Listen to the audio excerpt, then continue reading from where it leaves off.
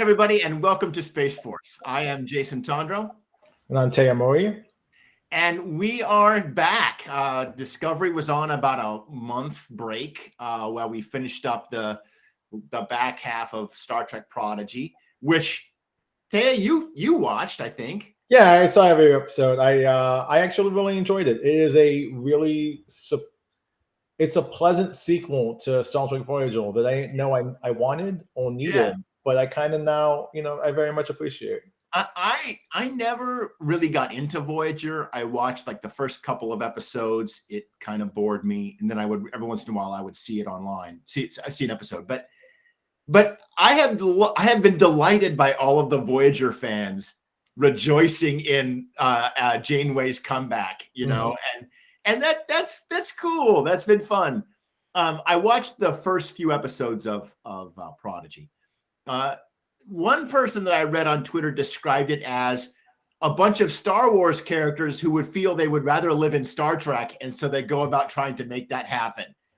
What do you think? I think that's the most. I saw that tweet. I think it's the most apt description of Star Trek Prodigy there is, because the show takes so much from the aesthetics and the pacing of, say, a Star Wars Rebels or one of the more contemporary cartoon shows that that franchise is producing, except it's set in the Star Trek and its characters learning about Star Trek from the framework of, like, you can understand your dad's the evil person because Star Wars has trained you that your dad is invariably evil. Yeah. So you already have that hook. You can understand being alone and not knowing your place. So you have that hook with Daj.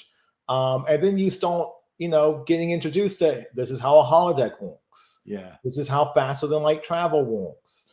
This is how the computer works. And you start getting acclimated, while the characters are getting acclimated to what life is like in a Star Trek.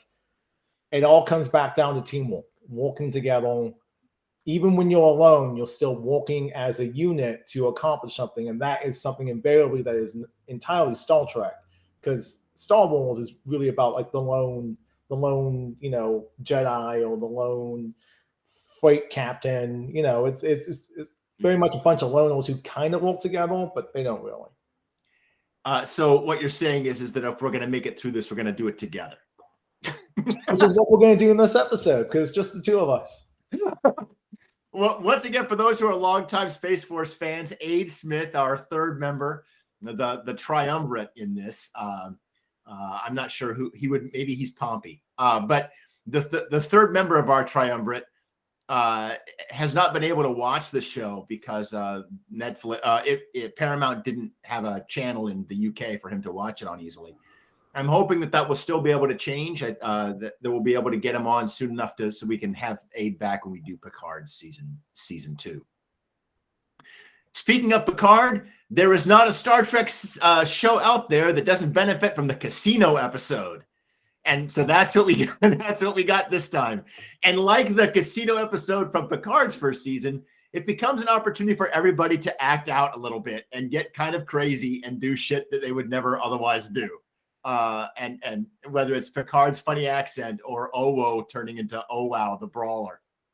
I don't think it quite reaches the level of Patrick Stewart doing his French accent. It does not. It looks at that summit, it goes up the mountain, it looks at the summit, it goes, no, we're just gonna take the side path. We don't need to go there. So before we get into the show, though, there's one other thing I kind of wanted to touch on, and that's that perhaps to draw some attention to the show coming back after its month hiatus, we had a run of 6 Out magazine covers starring various members of this crew, and it really spotlighted the LGBTQ nature of this particular incarnation of Star Trek, and I maintain my stance on that Saru is the straight white guy of this show. And it's been wonderful because let's see, we had of course I can't name all the performers who were involved, but maybe you can. Well, let's see. Now you put me on the spot. There was Anthony Rapp and Wilson Cruz, the Space Daddies on the show. Yeah. Blue Del Rio and I want to say so there was the Space Daddies, and then those little space children, and Blue plays Adira, and I'm drawing a blank on Gray's real name. Yeah. And then Mary Weissman was on one of the covers because she is bisexual, and Emily Cooper, who plays Detmol, came out. Yeah. In the process of doing the show, and I think that's kind of amazing. It was really interesting. I loved reading her observations, and there was even like, hey, and maybe this will work into the character in the show, which a lot of us have been standing Detmer and Owo anyway. So those are some meaningful looks. In fact, the only thing that this episode really misses is the fact that like Owo doesn't show up on the ship a little boozed up, and then those Detmol to nuzzle back. Like that's like the fan fiction. You know, the main character gets home and the side love interest helps him, get through the pain. There is a lot of fan fiction spinning up for the post all-in scenes when Owo returns to the ship and Detmer is there to lend her a little bit of tender love and care. Yeah, for sure. But she has that gash. That gash doesn't go away. It's pretty. We have to get like the if it was Daredevil, it would be sewing. We do like the needle scene where we like sew your back up. But this being Star Trek, we'll probably just apply a plastiflesh or something. All right, but anyway, everybody's very glamorous on their covers. It was delightful to see, and I thought it was a fun celebration of this show. But let's get on with the episode. So all in, we're picking back up after we found out where the mysterious 10C aliens live. They live in another they live beyond the galaxy. But we know where they are, sort of, but we don't really. And the big conflict that split Michael from Book at the end of last episode was that Book and Tarka, the rogue scientist, have determined to make a weapon which they are going to use to destroy the anomaly at some great risk. Meanwhile, the Federation and its allies want to try to establish first contact with this species instead, and not to do anything that might be determined or perceived as hostile, since reasoning that if alien species 10C can create an object like the anomaly, then their technology is vastly superior to that of the Federation and other species in the Alpha Quadrant. And so we want to not piss them off if we don't have to. They might not know that what they're doing is harmful. Well, the subplot to this episode is learning the answer to that question. We actually find out what the DMA is at the end of this episode. It is a resource collector. It travels through space and collects this rare material, which I had never heard of before. Maybe it's a part of the setting. I don't know. Taya, you'll come to our rescue on this. But they collect this rare material that's floating in tiny, almost infinitesimally small quantities in empty space, and they need a huge amount of it in order to sustain their society, which apparently is completely surrounded by some sort of bizarre energy bubble, like about the size of a Dyson sphere. So for those, Dyson spheres have appeared in Star Trek before, but a Dyson sphere is the idea of like a sphere that is a megastructure in space, which encloses a sun and some of its planets. This is not a physical sphere. It's not a metallic object that you can fly up to and knock on. It appears to be some kind of energy bubble within which species 10C conceals itself. Interestingly, still making it so that we don't know what they look like or don't know anything about their society. They're still a black box.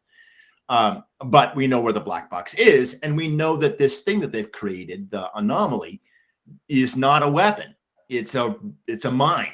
It's a mineral. It's a drill, essentially, that unintentionally destroys whatever it comes across. But that's in theory what this episode is about, or the payoff at the end. But it's really about when Book and Burnham both end up on this casino outside of Federation space, where they have to they have to compete for the rare material which Book and Tarka need to create the weapon. And if Book and Tarka get the stuff, they will use it to make this weapon that will destroy the DMA. So Burnham tries to stop them from getting it by acquiring the material first. And because we're at a casino, all kinds of wacky shenanigans take place.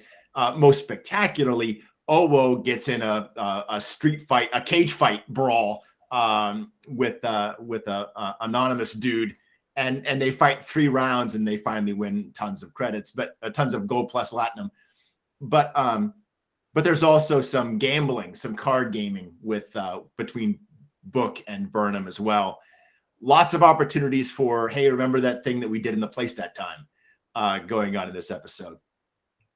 But I think they only used it once. It was only used once. I was looking for it because that was something you brought up in the previous episodes when Burnham and Book have been working together, and it was only brought up like right before the poker game starts.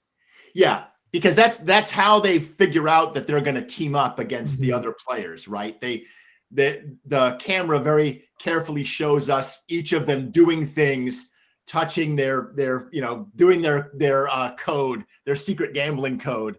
And they bring, but it's only once, but it's key, right? It's key to the whole episode. It turns it into a sting.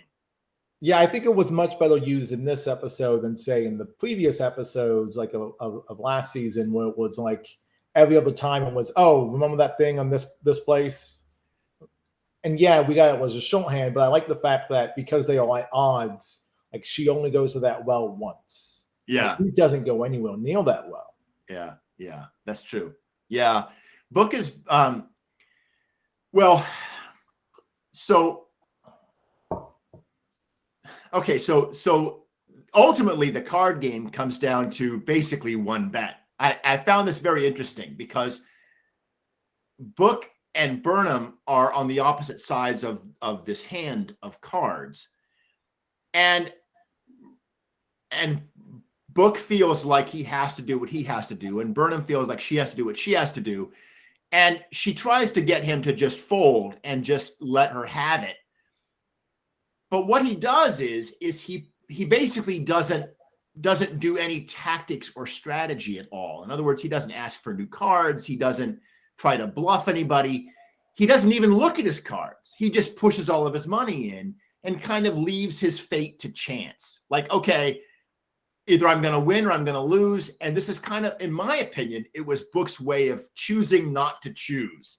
Now, that's bullshit because by not surrendering, he was choosing. But he chose to give up his decision-making authority and simply trust the cards. Well, if I'm supposed to yield to Michael here, then I'll have lousy cards.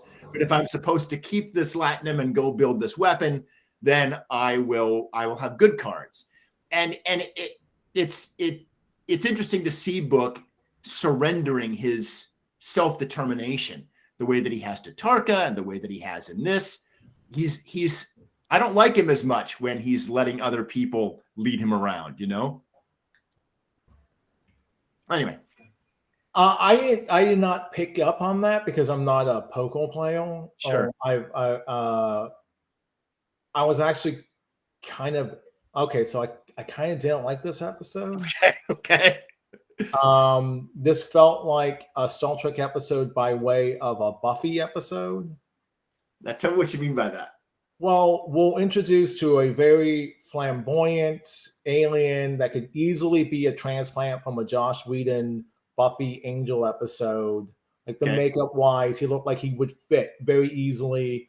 Sort of outgoing, gregarious character, and putting people in through like zany situations. So by the time we got to poker was the resolution, I was already kind of irritated.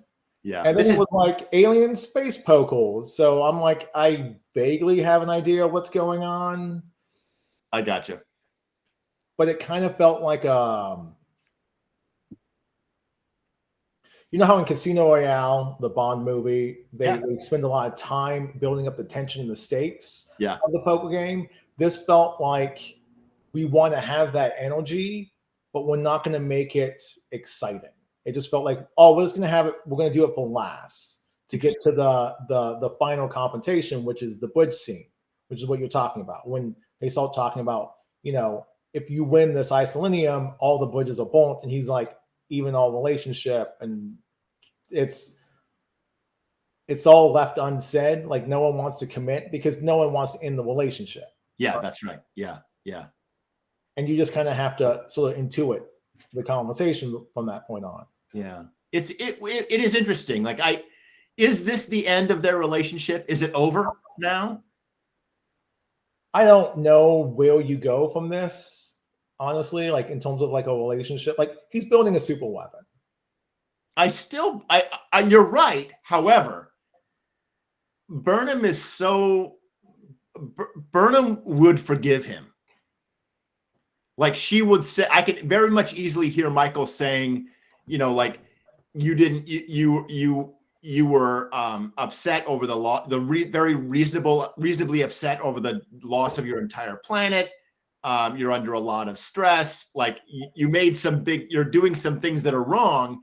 But if she's able to stop him and no bad thing happens besides Owo gets punched in the face, then I could see her letting him go for it. Well, there was a difference between forgiving someone and taking someone back into your bed. Yeah, that's true. That's true. That's sort of like the stakes. Like the reason why I was kind of annoyed with the poker game being the resolution is the stakes are already the relationship. Yeah. And then to spice it up, we have to introduce two other characters who are generic gangster 1 and 2.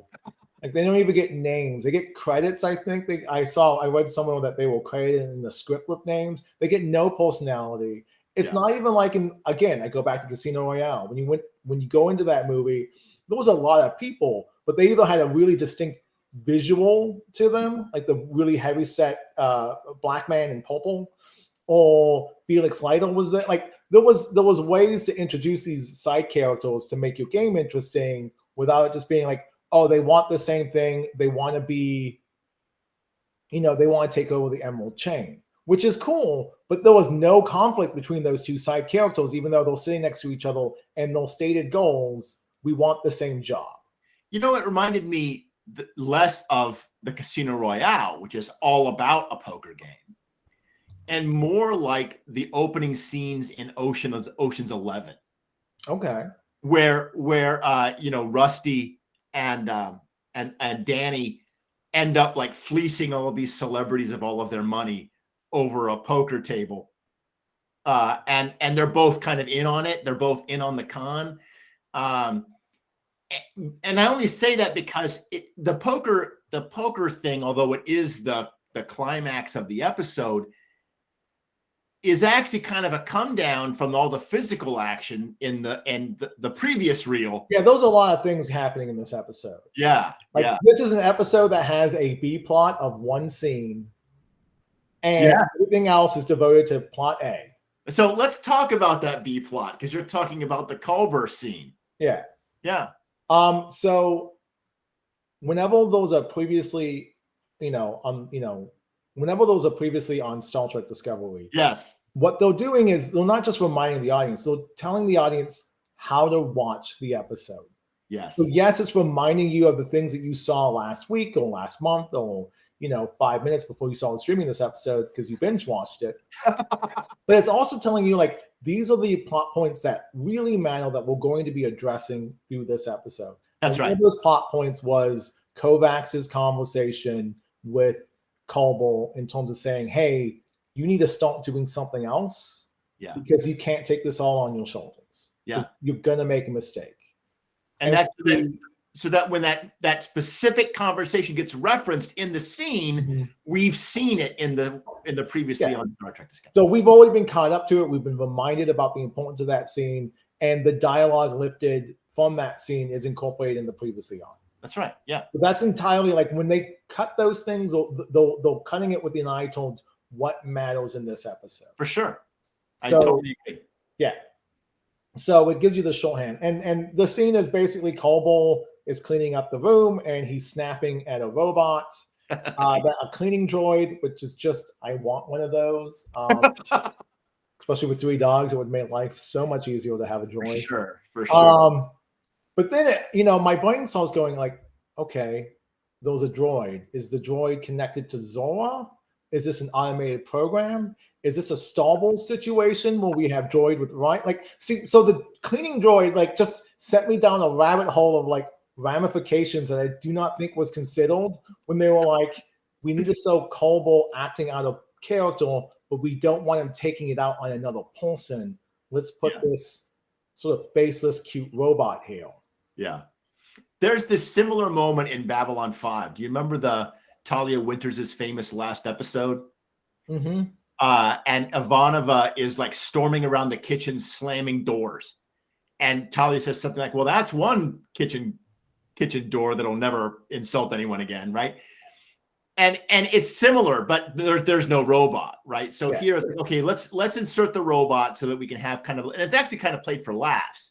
The robot comes out after Culber has left and starts cleaning the room, and we're like, okay, the revenge of the droid. It's a cute scene. Don't get me wrong. It's a cute scene. I like the scene overall. I like the fact that they reminded us, okay, this is what Gray is. And I looked it up. It's Ian Alexander. I got thrown off because I was like, I knew Ian was right, but I didn't know if it was surname or false name. Yeah. Right. So we got the reference that he is on Trill, building a life for himself. Yeah. So we got some exposition taken care of. And then we got this really sweet scene where they talk about uncertainty. Yeah. And as someone who's been going this last week with a lot of uncertainty, it was really nice just to have 2 people like not just talk about anxiety, but like specific anxiety towards being in a place where you don't know what to do. Yeah. And then like the solution is let's go to the holodeck and take a walk, which is what the fucking holodeck was always meant to be. Right. When it's introduced in Next Generation, it was explained like this was a way for people to like mentally stimulate that wasn't necessarily like, oh no, we gotta fight Moriarty.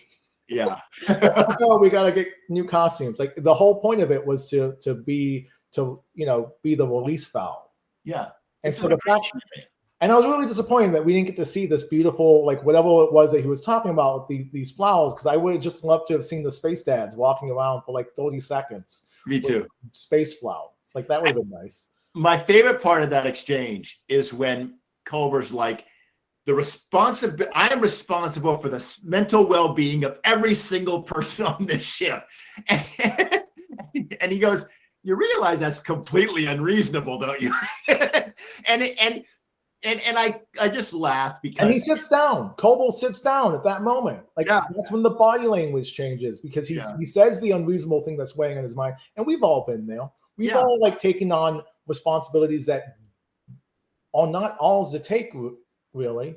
And we all needed that other person to be like, you wouldn't expect anyone else to say that. Like, you wouldn't expect your friend to say that. Like, I would never expect you to say what he said. Like, it's unreasonable, and you would not put that on anyone else. So why are you putting it on yourself?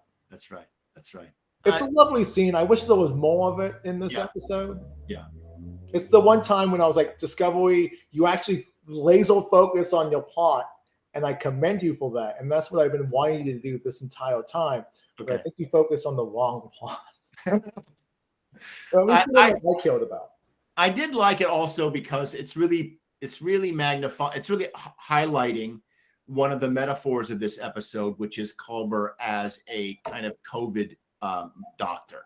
Like we've heard about, we've seen the nurses and the doctors in the hospitals talking about how much strain and how much stress they've been under over these last couple of years. And, our heart breaks to read these personal stories about these folks just doing the best they can under just completely awful and unreasonably awful, like situations that they should not be this bad, but they are. And that wear, the long, slow grinding wear of that is this B plot with Culber, and I like to see it. I like the episode overall better than you. I saw lots of interesting character moments. I liked Oo getting some spotlight time, right? At first, when she was in the shuttle and she was like asking Burnham, like, okay, like, why am I here? And Burnham's like, well, you wanted to help, and I know that people want to help, and so you're coming along. And I'm like, oh, okay. So she's just going to be like the sidekick who, like, asks funny questions once in a while, or guard this person or whatever. She's Ensign Leibowitz for the episode, but instead she gets this great three round fight with anonymous big dude. And that reminded me of Tasha Yar back in the old early seasons of Next Generation. It was in one of the very early episodes. It's in episode 2. It's Code of Honor, and it's awful, and it's racist, and it is permanently emblazoned on my brain. Well, you know it much better than I. I have not seen it since I watched it the very first time. What, 20 years ago now? More than that? Oh, more than that. Let's not get into how old. Yeah, let's not do that. Because 20 years ago was Enterprise. Yep. Yeah, so it must have been more like 30. Anyway. And yeah, as I thought about it, your observation that the casino boss has Mazzaro is his name. You're right. He does look like a Buffy villain, except with better makeup. Like the Buffy budget was always really tight, and has a pretty cool look to him. Yeah. And I don't mean that disparagingly. Like, I know I said that rather flippantly, that it's a Star Trek episode by way of Buffy the Vampire Slayer. It was an interesting thing. I just think we spent too much time in that space on the Karma Bones. Like, they came up with a great name, Karma Bones. Like, it's just a fantastic name. We have a screen chewing villain who's not a villain. So he's the best type of, like, well, I'm gonna fuck you because capitalism wants to fuck you, but I still like you because I still will probably need you in the future. Like, it felt very much like if you were going to take all the Deep Space Nine scenes with Quark's Ball and condense it into half an episode, it felt like you got everything you needed to. Like, there was even a changeling subplot. So we have to talk about that because that's probably an important lore thing. I just wanted to make one other observation. As a GM, from a gamer's angle, this episode was fire. It gave me a cool location, right? Like the Casablanca in space location that I can take people to, with lots of cool role play and even combat. If you want to get into the MMA brawl, we can do that. But also lots of non-violent conflict going on, like the card game, which or trying to find. Okay, so in that you can see like the player characters in the room, and there's the quest giver, and he's like, okay, I've got two problems, right? Like, and one of them is there's people cheating in my casino, and I want to know who it is. Well, if we find the cheaters, then you have to give us the latinum. Like, well, okay, right? Okay. And so then they get to do some cool detective work and figure out what's going on. And at first it was like some sort of insectoid alien that it looked like it had like Linus eyes, and they were sort of. And I thought, is this a Linus eye callback to like Linus's famous ability to see and like? We have to let that go, Jason. We just have to let that go. That was written so long ago that I don't think they even remember it. Like, I'm sure just happy when Linus shows up in the background at this point. Yeah. Well, anyway, but no, it turns out they're a changeling, and when they said changeling, they meant an actual changeling, like a from DS9. So is that important? Do you think is this a big deal? I think it was just to reemphasize the fact that, like, yes, we're in an alien location. Yes, we've been in this alien location for a long time, and it does have echoes of a Star Wars. It has echoes of other genre franchises. But then to be like, but also we've done our homework, and it's really just Quark's Ball.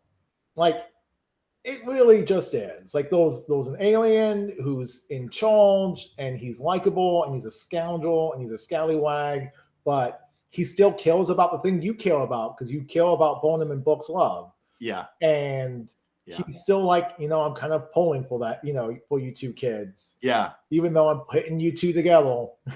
Yeah. But money is money, but I hope you work it out. Yeah. Like so there's a lot of like really nice touches in there just to be like, okay, this is like he turns into a fucking triple. I mean, the changeling, not the changeling turns into a triple. Like this is entirely just to say, okay, Star Trek has weird, outlandish elements to it. We're just gonna visit one of those places. Yeah, yeah, and not just any Tribble, like a rocket-powered rolling Tribble, like that. He was moving fast. I didn't think Tribbles could do that. Oh yeah, this Tribble was not going to eat anything. This Tribble was getting the heck out of Dodge. So there's a couple of character moments in this episode, like Tarka and Owo actually have a conversation at one point, and she's like, "Why are you doing this? Is it revenge or what?" And she figures out that he's doing it, at least as far as we can tell from the episode so far, out of some kind of loss. Like he lost someone or he lost something. Now he told us this story, and the jury is out on how much we believe this story. That he had like a scientist friend that he was working with, and they were both enslaved by, I think, the Emerald Chain. And they were going to escape, and they were going to meet back up in another universe, in a parallel universe, like the Mirror Universe or the Kelvinverse or something like that. They were going to somehow meet up there, and he needs the power, the energy from this machine that he's making in order to get there. Okay. Now, that sounds completely bogus because it's just so bizarre. But Owo, the way that scene is played out is that Owo gets on his nerves and seems to get something out of him that he didn't want her to know. And it doesn't necessarily confirm his story, but it does suggest that there is some sort of personal loss involved in Tarka's motivation. What did you get from any of this? All right, so Discovery introduced a really interesting element in its first season. Okay. After the Mirror Universe stuff was done, yeah, it had a meeting scene where Sarika Vulcan is like, we cannot divulge the information that there was a parallel universe because we have just gone through an onslaught of losing the Klingon War, and people are going to want to find their relatives in parallel universes. Oh, interesting. I think this is picking up more on that aspect, not necessarily tying it to the Mirror Universe, but the idea that you can cross a universe, you can cross space and time to meet up with a dead loved one. So maybe whoever that may be, yeah, or what that means to Tarka, because it seems like Tarka's only really interested in his own ego. Yeah. Like, I really hope it's not some sort of like male to himself version. Like, I hope it's more than a Loki variant at the end of this quest line. Yeah, yeah. So you're thinking that something like, Tarka lost someone and he wants to go into another universe so he can find that universe's version of his wife, significant other. That's my guess. That's just going off of the idea that I think his story is bullshit to book because he was way too forthcoming, and it had just enough crazy Star Trek-ness to it that was like, okay, I can see meeting up with another scientist in another universe, fine. And like books like My Girlfriend Comes from 1,000 Years in the Past, cool. There's also an interesting scene with the Admiral. The quest giver? Exactly, Admiral Vance, one of the quest givers, right? And for the president refuses Burnham's request to go find Book herself. Vance backs her up, and then later comes to Burnham and says, "Hey, yeah, I had to back her up because we were in public, but if you could find some way to both get the information on species 10C that we need while also stopping Book, boy, that would be great. But as part of that, Vance has this monologue that he gives to Burnham, talking about how surprised and humiliated he is at Tarka's betrayal. That Tarka always had a big ego, but he never showed any signs of the betrayal that was coming. And then that combined with the conversation between Owo and Tarka, I'm starting to wonder, and this is an outside shot, but I'm starting to wonder if maybe Tarka is not Tarka. That at some point before he appeared on screen, the actual Tarka was replaced by someone or something. Or he's got a pod person inside of him, or something is going on. Don't give me hope that this is a worm and it's a conspiracy. Yeah.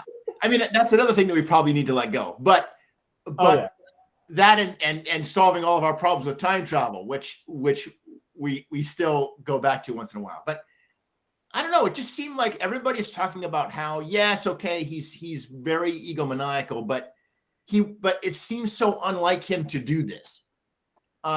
Made me wonder, well, maybe there's an explanation for that. Maybe he's not who he appears to be. But I don't know. So I'm going to go to professional wrestling. Okay, good. That's sort of where my headspace is at this moment in time. Okay.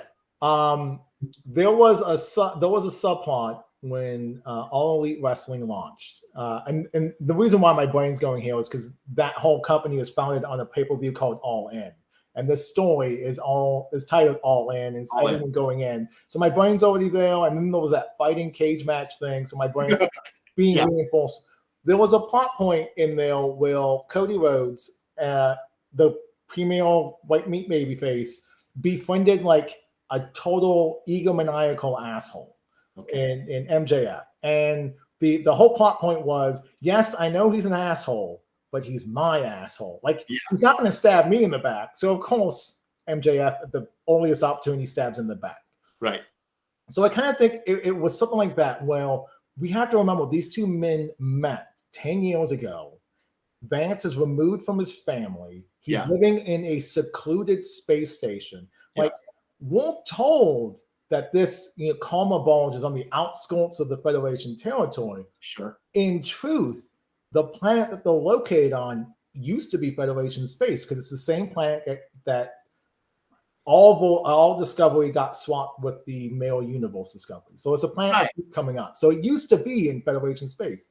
Vance meets this man who comes up with all these wild ideas about how we can build the Federation back. So of course he's going to side with him because he's desperate. He wants to see his family. He doesn't want to be living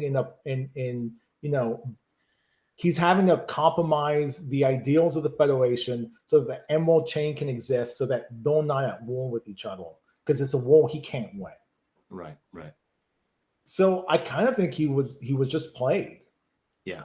Because he wanted this thing. Because during his speech, Vance says, I don't want to have to say goodbye to my family again. I just got them back. And we saw that reunion episodes back. We should have. So it's this idea of, I think he was just manipulated, because it's what Tonka being, Rycian, and we don't know if they have any sort of like superpower or empathic sense, but they're very accommodating to people's moods. And if you're very accommodating to someone's moods, you have to be able to read people. And I think Tolkien can just read people and will tell them whatever they want to hear to get to whatever his end goal is. Yeah, that's been pretty well established in this season, is that Tarka's really good at manipulating people. When he gets Saru to scream at him, that's kind of like let me demonstrate my ability to manipulate people, right? To get them to do things that are out of character. So, that's a much simpler solution than mine. And Tonka in that moment with Owo is so fixated on the game, because his game, whatever his end game is so close at hand, and it's all riding on these two people playing a fucking card game. And you have to think about a guy who's that smart having to rely on chance and this one guy's wits, Yeah. who may be compromised because he's in love with the person he's playing against. Yeah. Like, so that's the reason why Owo sneaks in. It's not like Owo does anything like to disarm him. It's just like he looks at him and is like, oh, you're a lieutenant commander. I play the admiral like a fiddle. I don't need to focus on you. I got to put all my attention on the game to follow what's going on to make sure I get what I need. Yeah. And that's when Owo sneaks in. Now, the other thing I want to mention is I didn't like the fight choreography. Okay. So like I said, professional wrestling, something that I've spent way too much time on. But there was a way to tell a story with physical violence. Like there was a way to tell a story, and I was really hoping that we would get that. I was hoping it'd be less MMA, which is just keep hitting the person until they stop moving. Yeah. More like two people, like two actors in this sense, working together to tell a story about how Owo overcomes the giant. Yeah. And they kind of hint to that in the third round when she starts like focusing all on a leg, which is great. Like that's like on Anderson, focus on the body part, keep hitting that body part till the guy starts moving. I love that. Like it's heel tactics, but I still loved it. Yeah. But she goes through like 2 rounds of just getting her ass kicked with no like they could have shown us like him leaning on a leg a little bit more, or him like to set up the fact that, oh, I just have to beat up the leg. Because then it just kind of looks like Owo gets her ass kicked for 2 rounds. Yeah. And isn't like only then goes, oh, I need to take him down to my size, which is what she does in the third round. But I don't feel like anything's set up. And you have 3 rounds, like you have the perfect 3 match structure to go into. Like you could, I don't know. It's just, I was underwhelmed when I saw the fight ring there. I was like, oh, we're gonna get something, because I don't watch the previews, but I saw the ring in the middle. I'm like, ooh, we're gonna get like either Bonham or Owo, like someone's gonna kick some ass. I was really hoping for a little bit more, and the scene just kind of left me flat. And then I'm like, oh, okay. We're just gonna keep getting hit. Like we're gonna do the Rocky thing. Misty, when we watched the Rocky movies years ago, would say like Rocky's fight strategy is this. Yes. And until he lands that one punch, and then the music swells, and then he wins, right? Like that's essentially Rocky's things. He keeps getting hit until he gets enough of his battle meter gauge up, and then he has one punch. And that was kind of like Owo's strategy.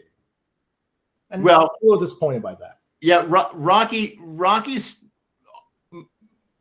best characteristic has always been his constitution. Oh, right? That he can take a punch, and that's his whole strategy is built around being able to take a punch. Yeah, and he exhausts his opponent by and you see this is a boxing trope, right? Because once again, I have to go back to Daredevil because I had that show on the brain. Like battling Jack Murdoch is exactly the same, right? He's like, how am I going to beat my opponents? Well, I'm going to let them wear themselves out kicking my ass, and then I'm going to come back. And even if because they break in between each fight, they break, and even if Owo was said my strategy is to get him to tire himself out. Yeah, I'm just going to knock him out. Like even if there was like some sort of like strategy from Owo telling Bonham, like outside of, let me stay in this thing. Yeah. Let me keep going. And I'm just like, that's not the rules of this fight. Like you hit the mat once and it's done. And like other people could be like, no, we're done with this. Like I was surprised that everyone like kept going along with it. Yeah. Yeah. Yeah. It did feel a little weird from a plot angle, but there would I'm trying to remember. I had something. Now it's gone. But oh yeah. So there's something that Hong Kong action movies have understood for a very long time, which has now become a bit of a truism. But I still think that Western filmmakers are having a hard time learning it, and that is that a fight scene can tell a story, just like you're talking about, right? And it has like dramatic acts inside of the 5-minute fight scene, and that's something that we didn't quite didn't really see as much. I think I see what you're getting at. Like the conclusion was okay, but it wasn't really set up right. Acts 1 and 2 were basically the same. Mm-hmm. It reminds me of like the way that we tell a joke. And if you tell a joke that's got 3 parts to it, like it's a repeating joke, and there's a long line in comedy that says like repeating something 3 times is funny, but if you do it twice or 4 times, neither of those are funny. There's something about doing it 3 times that makes it funny. And you get the feeling like they set up the scene the way that they did to have some kind of rule of 3. Like, okay, we're gonna do it 3 times, but it's gonna be different on the 3rd time. That's not how the story is told. There's got to be a beginning and a middle and an end. And this 3-part cage match didn't have a middle. It just had a long beginning that stretched into 2 rounds, and then it had an end. And I think I see what you're getting at there. Yeah, like if they had set it up well, instead of saying like you hit the mat once and the fight's over, if they had said like, okay, this is going to be a 3-round fight. Yeah, do it like Karate Kid. Yeah, this is going to be 3 rounds. You know, maybe the first round ends in a draw. The second round ends in the heavy guy winning. Yeah. But he's, you know, his leg is injured, and the 3rd round is like, I'm going to take this guy apart and keep hitting his leg. Yeah. And then you get a finale. And you have a structure, you have a story, as opposed to a lot of quick cuts. Owo gets picked up and slammed on the ground a couple of times. Yeah. Which was a little, anticlimactic for me. Yeah, yeah. All right. So I now want to redo this as a sweep the leg shot. Yeah. Right? Like this one power move that, you don't even have to set up the power move. Like it could just be like something Owo has, like on no character sheet. Like, yeah. I don't know. I was really sort of underwhelmed by the fight sequence, and then when we got to Poco, and I'm like, okay. There was one thing I want to point out about the Poco. Good. They show a queen cone, and it's the queen with like a snail head. Yes. And that is a callback to the Star Trek Beyond alien makeup, which had that woman that Chekhov was hitting on at the very end of that film. In the end, you have the snail head. Yeah, and whenever you look up like Star Trek Beyond makeup, it's the one thing that shows up, because I think they may have won. They were at least nominated for an Oscar for makeup in Star Trek Beyond. Okay, interesting. And that's sort of the one like go-to alien that they always post out. So seeing a Kelvin alien in the Prime universe for the first time, I was like, okay, I'm super glad that your corporation has realigned itself so that we can bring in cool elements from Prime, from Kelvin into Prime. Kelvin versus Deep Cut. Speaking of uniting the franchise, Kate Mulgrew has come to Star Trek Online at last, and is actually voicing 2 different characters. She's voicing Janeway and Mirror Universe Evil Janeway, who are both showing up at the same time. So Janeway is all over. She is everywhere now. I had someone who was so excited about this news that they texted me, like DM'd me in Twitter to be like, hey, check this out. And I'm not even a Star Trek Online player. Yeah. I tried it a couple times. When they came out with the TOS stuff, I was pretty, I spent several months playing it at that point. But for whatever reason, like Star Trek Online has never quite got its hooks in me. And I don't know why. Like there's no reason it shouldn't. Yeah. But once you visit DS9 and you go to the Starfleet Academy grounds and you're flying around in your Enterprise, hearing the sounds, like maybe the thing that so Star Trek for me is like limitless potential, limitless possibilities. It's this grand canvas, and we can tell whatever story we want. But once you gamify that, once you put it into binary, like video game language, where you have to set up like X number of outcomes for a solution, I get less interested, because now I can't be like, oh, my human adventure is I'm not going to touch my phasal, but the adventure is shoot 15 triples to collect your prize and turn it into like Gullivac or some nonsense like that. And I'm like, I don't even know if that's an actual mission. I'm just making up one. So I apologize to everyone who loves Star Trek Online. No, I think it's a game for me. Well, this is the classic difference between an online game and a traditional tabletop role playing game, right? Like, if you're sitting on a table with your friends, you can tell the GM, like, no, like my character doesn't take a phaser. I'm gonna do this mission without a weapon, and you can sandbox everything, right? And you have that ability to kind of make up the story as you go along, which Star Trek really can reward that sandbox kind of gaming structure where the players can do anything. It's an interesting combination. It's an interesting setting because on the one hand, it has this limitless galaxy where there's so many plots and stories going on, and the characters can have great authority over what they do. But at the same time, they're usually members of Starfleet, so there's a superior over them that can give them an instruction. So that's very cool from a GM's point of view. You can say, okay, we received a distress signal from base station Kappa 12. Please go check it out. And then everything from that point, like the GM has been given, you're given the mission. So I don't have to worry about, well, how do I get the players to go on this mission? Because their bosses simply tell them, like, go on this mission. But then they have complete freedom to solve that and explore that Kappa 12 base station however they want. And they can, it could be a mystery, it could be an exploration, it could be a fight scene, it could be a murder, it could be an investigation scene. Like, it could be anything. It could be all It could be like a holodeck nonsense. Everyone shows up in your famous, French accent. It could be a holodeck nonsense, or it could be it could suddenly be revealed to be a training mission at the end, and they're all still back at Starfleet Academy in the holosuite. So yeah, for sure.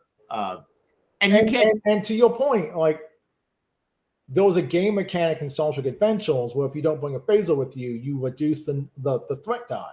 That's right. What you bring into the mission, sort of dictates how much the GM can fuck you. Yeah. Well, it reminds me again of Star Wars, right? Of Yoda's famous lines to Luke is, Luke, your weapons, you will not need them. But he puts them on anyway, and Yoda just shakes his head and sighs.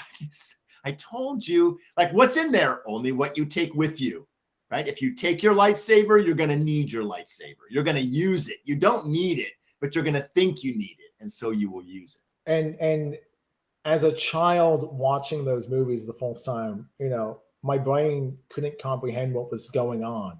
Yeah. Like, okay, obviously he needed the lightsaber. There was a Darth Vader droid in there. Like, duh, Yoda. But, now as an adult who has critical thinking and has read a story or two, I'm like, oh, no, it's obvious because you brought violence with you. Violence was your answer. We have totally slid over from Star Trek to Star Wars now, but this conversation just reminds me of that brilliant moment at the end of Return of the Jedi when the script and the movie and Mark Hamill refuse to give the audience what they think they want.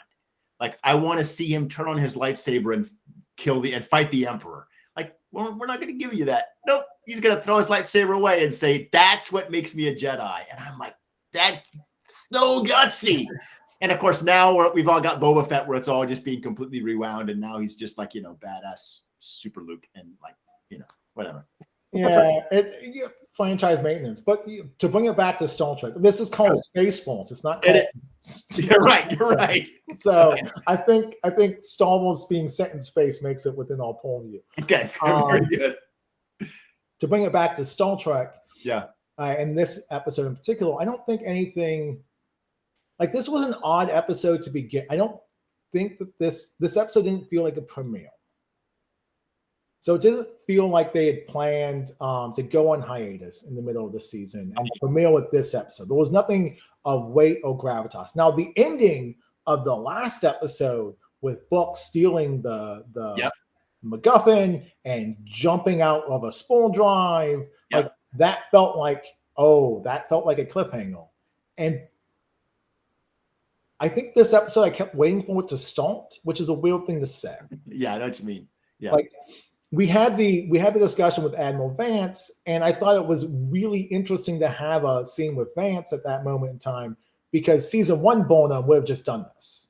Yes. But season Yes. 4 Burnham needs the coaxing to do this, which I thought was an interesting way to position that. Well, it's because she's captain now. That is a huge difference. Like the from a narrative weight, yeah, you're right. Like as soon as the president said, like, okay, you can't go after Book, and I thought to myself, okay, well, since when has Burnham ever done what she was told, right?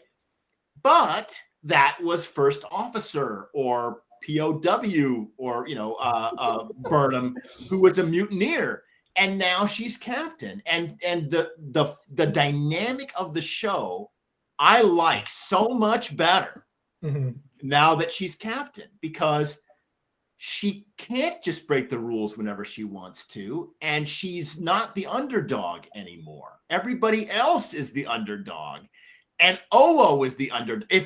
If this episode had happened in any previous season, it would have been Burnham in the cage match fighting the guy, right? But if Burnham fights him, it's punching down. But if Oo does it, it's punching up. You see?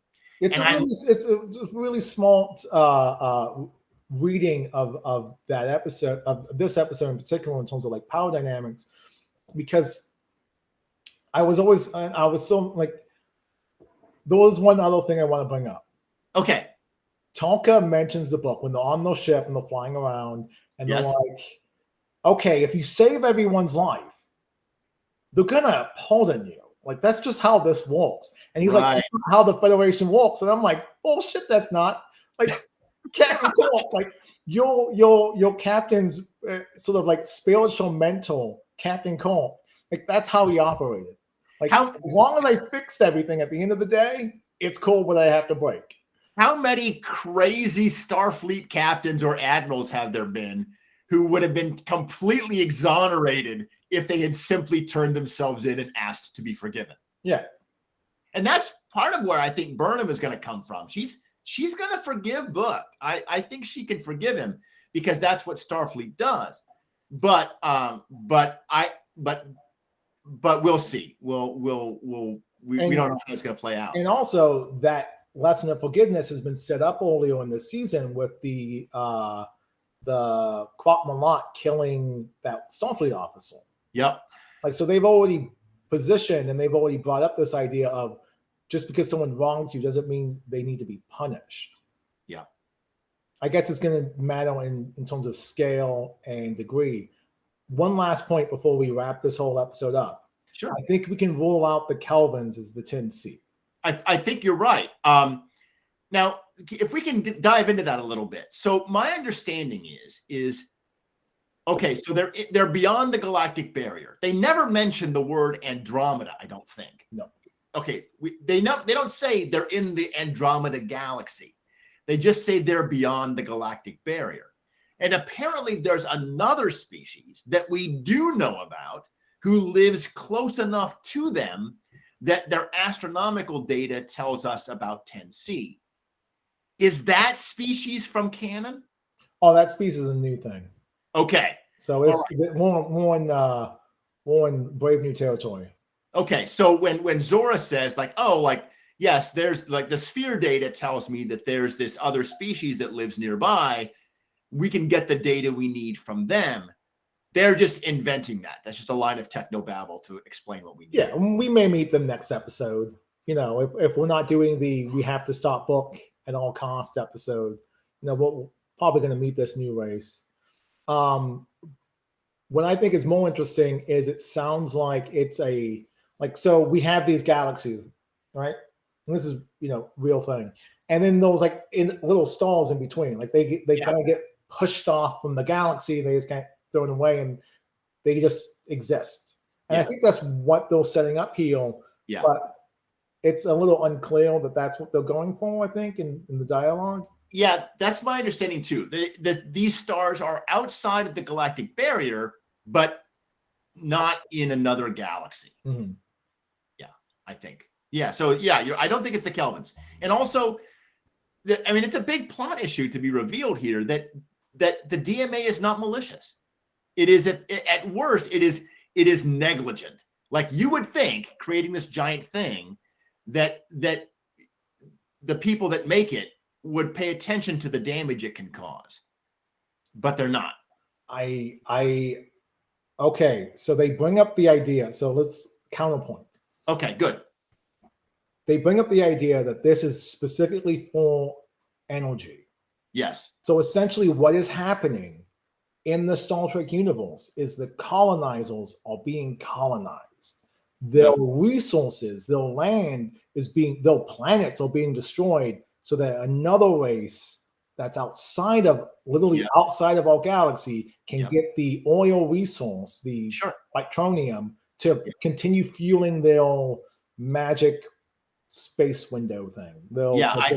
I see where you're going here. That it is it is a reversal of what we think of as the typical sort of Federation.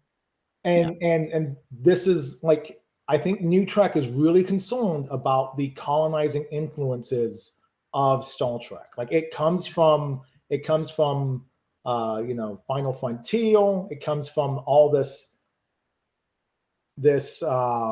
it comes from Kennedy administration sort of mentality. And Picard was a giant a season-long interrogation of, you don't just get to show up at a place, do a thing, and leave.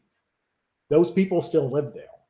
Those people still have lives, and you've just impacted their life in a significant way, and you're not following up. Like we have a whole show that's a comedy show that's about following it up.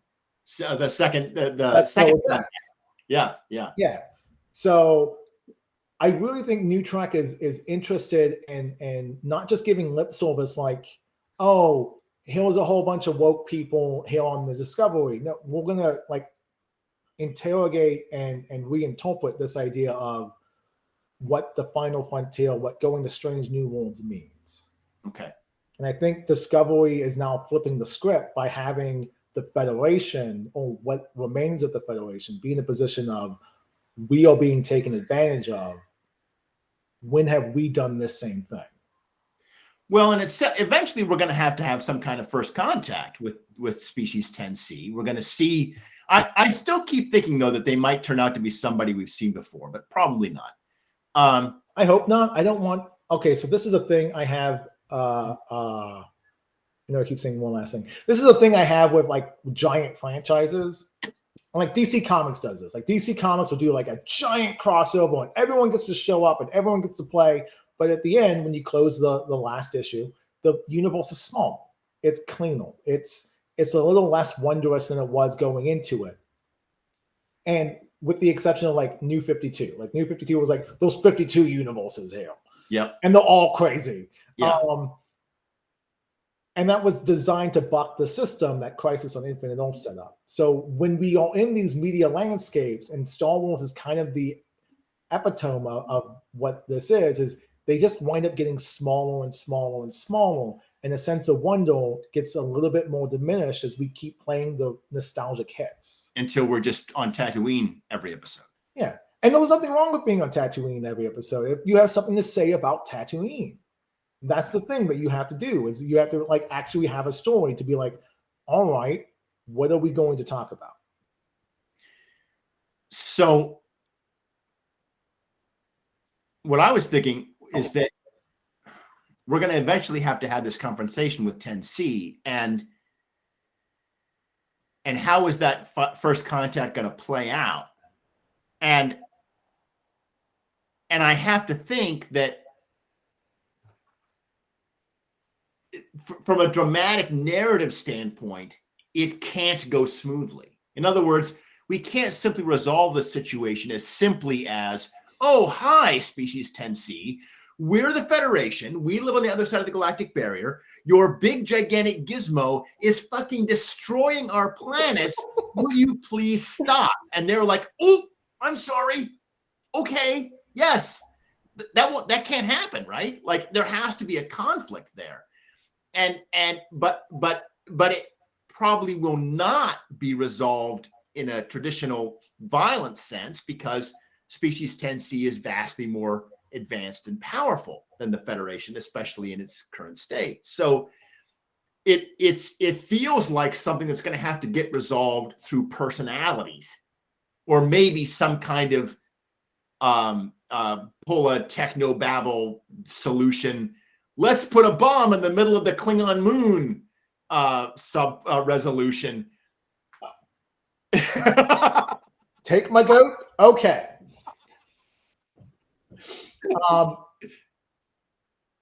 I think what you're saying is the resolution of this needs to be less Klingon bomb and more bringing it back to Babylon 5. Sure. More Sheridan gives a dressing down to the Vorlons and the Shadows, right? Oh yeah. Like it needs to be something like you can still have your explosions because it's still like a TV show designed for Western audiences predominantly. Yeah. And big explosions signals that you're in the finale. That can still be happening, but it needs to come down to a conversation between Burnham and whoever 10C or whatever 10C actually is. Yeah. To get the resolution. The interesting part of this is that whenever we see a false contact situation, it's us going down to them. Yes, right. We as the Federation, and as the Federation being a stand-in for America, go down and visit the newly